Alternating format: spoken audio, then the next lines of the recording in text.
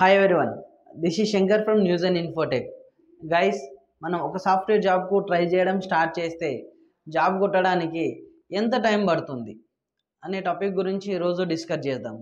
So మనము ఫ్రెషర్గా ఒక software job try చేయడం స్టార్ట్ చేసిన తర్వాత ఏ స్కిల్స్ నేర్చుకోవాలి, ఎంత డ్యూరేషన్ పడుతుంది అంటే, మనము ఫ్రెషర్స్గా ఇప్పుడు మార్కెట్లో చూస్తే పక్కగా ఫుల్ స్టాక్ అనేది మ్యాండేటరీగా ఉంటుంది.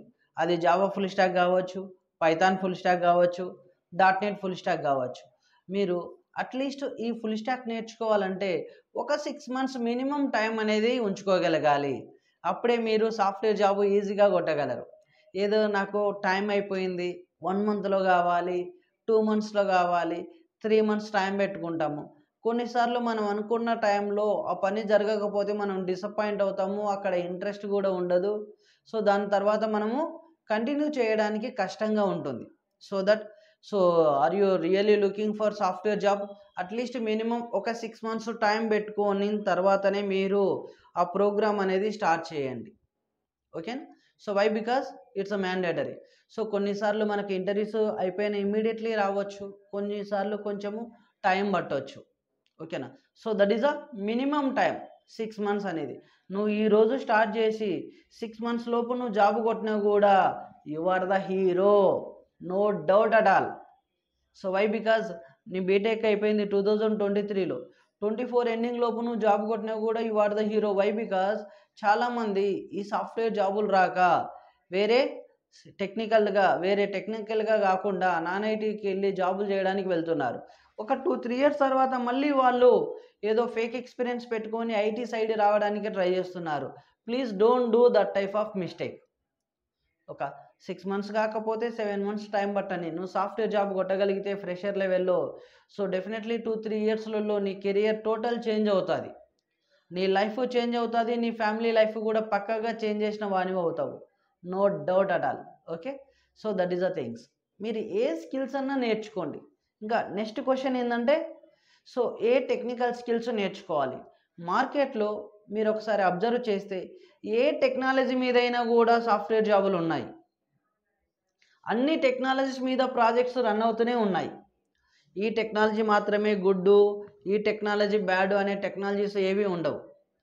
సో బట్ ఏంటంటే, ఫ్రెషర్గా ఏం నేర్చుకుంటే మనకు 6 months లోపు జాబ్ వస్తుంది అనేది first priority question. Second thing, మన బ్యాక్గ్రౌండ్ ఏంటిది? మనం ఐటీ బ్యాక్గ్రౌండ్ నుండి వచ్చామా, నాన్ ఐటీ బ్యాక్గ్రౌండ్ నుండి వచ్చామా, ఏ స్కిల్స్ నేర్చుకుంటే మనకు జాబ్ కొట్టగలము అనేది సెకండ్ క్వశ్చన్. ఈ రెండింటి మీద డిపెండ్ అయ్యే మీరు ఏ టెక్నాలజీస్ నేర్చుకోవాలనేది డిపెండ్ అయి ఉంటుంది.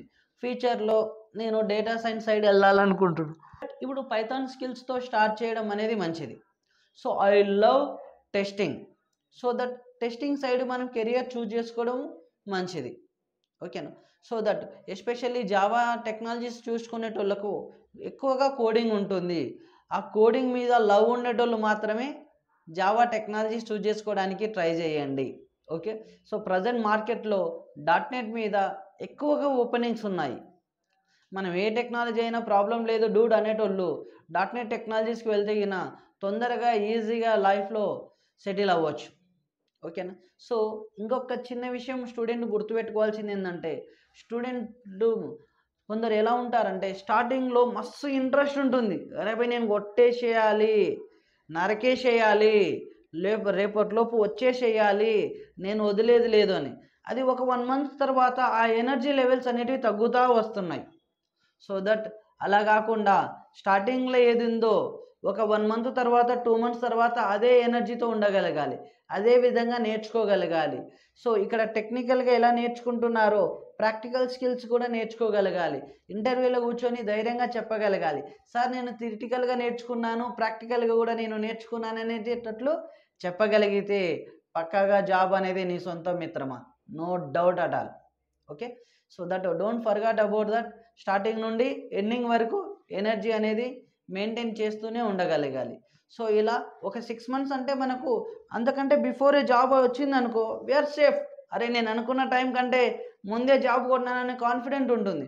మీరు 3 months టైం పెట్టుకొని 4 months పెట్టుకొని ట్రై చేసి మనం అనుకున్న టైంలోపు క్లియర్ అవ్వలేకపోతే we're disappointed. So please don't do that time. So our target should be very strong. Our target is it's a very clear, very strong. So please focus on that. Definitely you will getting the success in your life, no doubt at all.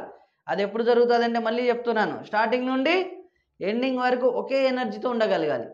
ఒక 10 days ముందేనా అవ్వాలి, 10 days తర్వాత అయినా కూడా problem ఏం లేదు. So ఇంటర్వ్యూలోకి వెళ్ళి failure అయినంత మాత్రాన మీరు బాధపడాల్సిన అవసరం లేదు.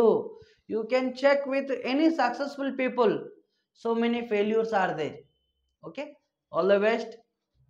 So that please focus, please failure ఒక 2-3 times ఇంటర్వ్యూలో రిజెక్ట్ అయినా కూడా టెన్షన్ పడకు. 4th కంపెనీ కోసం వెయిట్ చేస్తుందన్న విషయం మర్చిపోకు. Clear?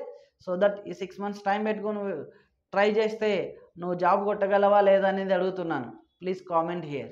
All the best. You do have any questions regarding software industry, please comment here.